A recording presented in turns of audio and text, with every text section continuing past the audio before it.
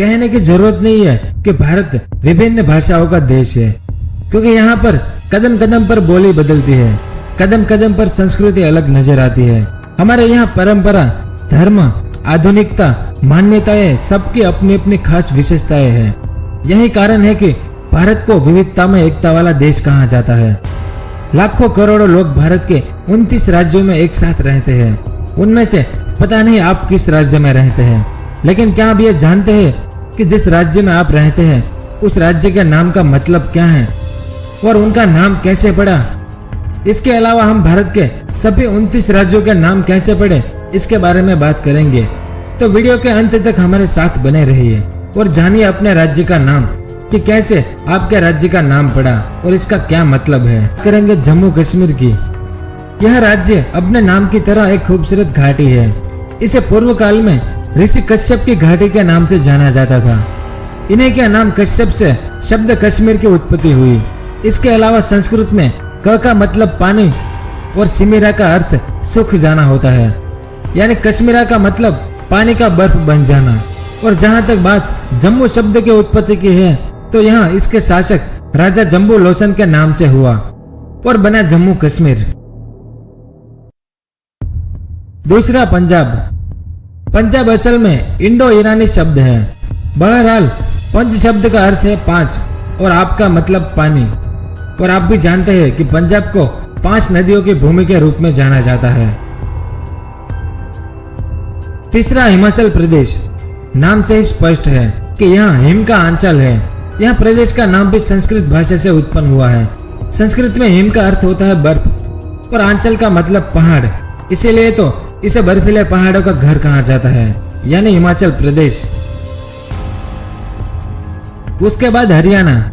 हरियाणा 2 शब्दों से मिलकर बना है, हरि और आना। हरि मतलब विष्णु या फिर विष्णु के अवतार श्री कृष्ण।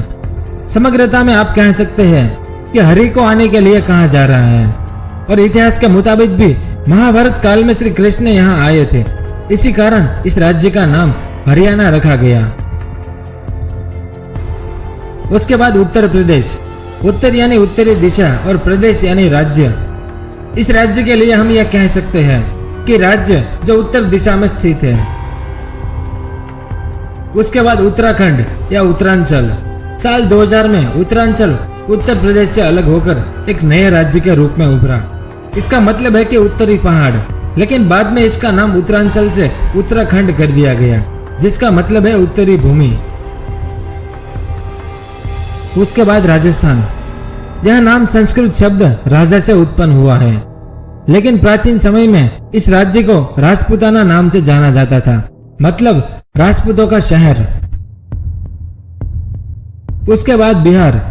यह पाली शब्द विहार से उत्पन्न हुआ है।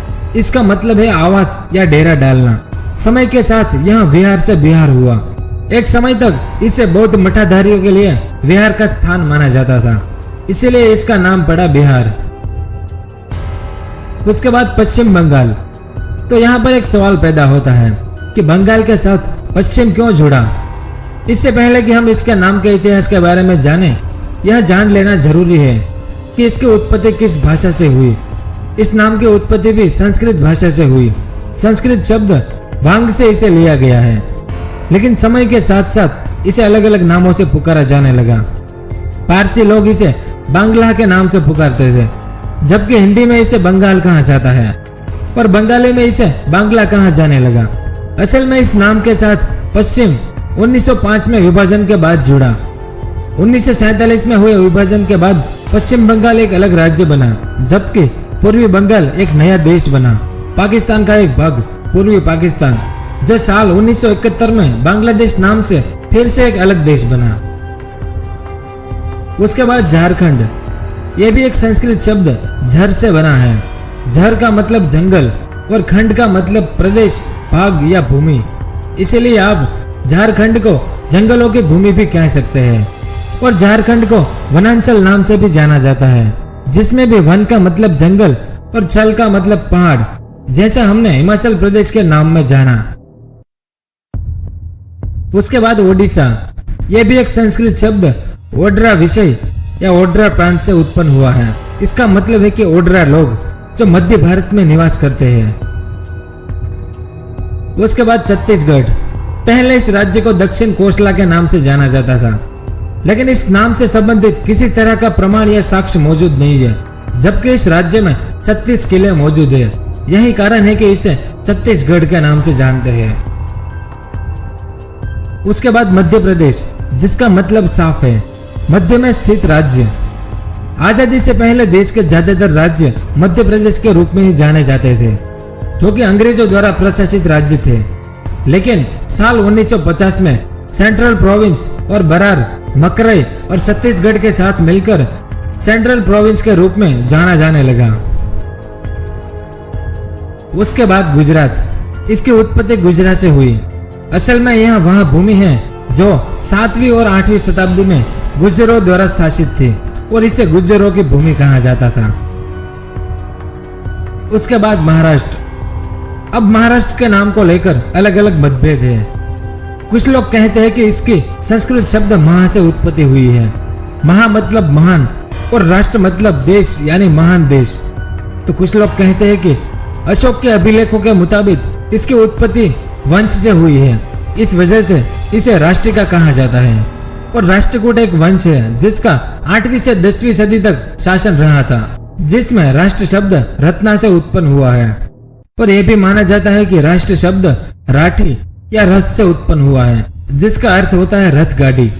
अगर आप में से कोई महाराष्ट्र का नाम कैसे पड़ा ये जानते हैं तो कृपया कमेंट करके जरूर बताएं, ताकि बाकी सबको भी पता चले।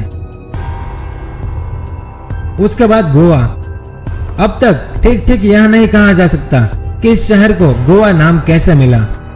संभवतः यह शब्द संस्कृत से लिया गया है, जिसमें गो का अर्थ गाय होता है। कुछ लोगों की मान्यता है कि गोवा यूरोपीय या पुर्तगाली शब्द है। उसके बाद आंध्र प्रदेश। यह भी संस्कृत शब्द आंध्र से उभरा है। इसका अर्थ है दक्षिण और इस राज्य में जनजातियों का भी आवास है, जिन्हें आंध्र के नाम से जाना जाता है। मौर्य काल के इतिहास में इसे आंध्र भ्रूटिया के रूप में जाना जाता था। इसका मतलब है दक्षिण के नौकरशाह। उसके बाद कर्नाटक। इसकी उत्पत्ति करु शब्द से हुई। इसका मतलब है गगनचुंबी, मतलब वहां की ऊंची ऊंची पहाड़ियां। और नाद शब्द का मतलब भूमि। यह दक्कन पठार को परिलक्षित करता है। उसके बाद तमिलनाडु। तमिलनाडु का अर्थ है कि तमिलों का घर। तमिल प्राचीन भारत की वो भाषा है जो आज भी जिंदा है। तमिल का मतलब मीठा शरबत और नाडु एक तमिल शब्द है जिसका मतलब जन्मभूमि या देश, और बना तमिलनाडु। उसके बाद केरल। इस राज्य के नाम के साथ भी कई मतभेद जुड़े हैं। कुछ लोगों का मानना है कि इसकी उत्पत्ति सरना से हुई है, जिसका मतलब संकलित, और आलम यानी भूमि। तो कुछ लोगों का मानना है कि केरलम शब्द शेरा वंश के शासकों से उत्पन्न हुआ है, जो कि 1 से 5वीं एडी तक ही मौजूद रहे। तब शब्द बना चेरा आलम, मतलब इसका नाम बदलकर केरलम हुआ। तो कुछ लोगों के अनुसार संस्कृत शब्द केरलम का अर्थ है कि एक जुड़ी हुई भूमि। भौगोलिक रूप से आप कह सकते हैं कि केरला समुद्र से निकले एक अतिरिक्त भूमि है। उसके बाद साल 2014 में बना राज्य तेलंगाना। तेलंगाना शब्द त्रिलिंग से उत्पन्न हुआ है। इसका अर्थ है कि शिव के 3 लिंग। उसके बाद सिक्किम। इसकी उत्पत्ति लिंबू से हुई है। इसमें सु का अर्थ है नया और खिम का अर्थ है विशाल भवन, मतलब आप कह सकते हैं कि नया विशाल भवन। इसके अलावा सिक्किम को तिब्बती भाषा में डिजांग नाम से भी जाना जाता है। उसके बाद 7 बहनों का प्रदेश यानी भारत का उत्तरी पूर्वी भाग। क्या आप जानते हैं कि 7 बहनों की भूमि कैसे अस्तित्व में आई? यह उपाधि मूल रूप से 7 बहनों के बीच समानता दर्शाने के लिए दी गई थी। ज्योति प्रसाद सैकिया, जो कि त्रिपुरा में पत्रकार थे, उनके द्वारा जनवरी 1972 में नए राज्यों के उद्घाटन के समय रेडियो टॉक शो के जरिए ऐसा किया गया। बाद में 7 बहनों की परस्पर निर्भरता और साधारणता पर एक किताब संकलित हुई और 7 बहनों की भूमि के रूप में यह नाम दिया गया। इस प्रकाशन से यह नाम अस्तित्व में आया। अब इन 7 राज्यों के नाम कैसे पड़े वो भी जानते हैं। उसके बाद अरुणाचल प्रदेश। इसकी उत्पत्ति अरुण शब्द से हुई है। इसका मतलब है सुबह की ज्योति और आंचल का मतलब पहाड़, अर्थात सुबह की ज्योति का पहाड़ अरुणाचल प्रदेश। उसके बाद असम। इसका मतलब अहोम शासकों से उत्पन्न हुआ है। जिन्होंने कई सदियों तक असम पर राज किया था। अहम इंडो आर्यन शब्द असामा से भी उत्पन्न हुआ माना जाता है, जिसका अर्थ है अनियमित। उसके बाद मेघालय, जैसा नाम वैसा माहौल आज भी, मतलब यह राज्य बादलों का घर है।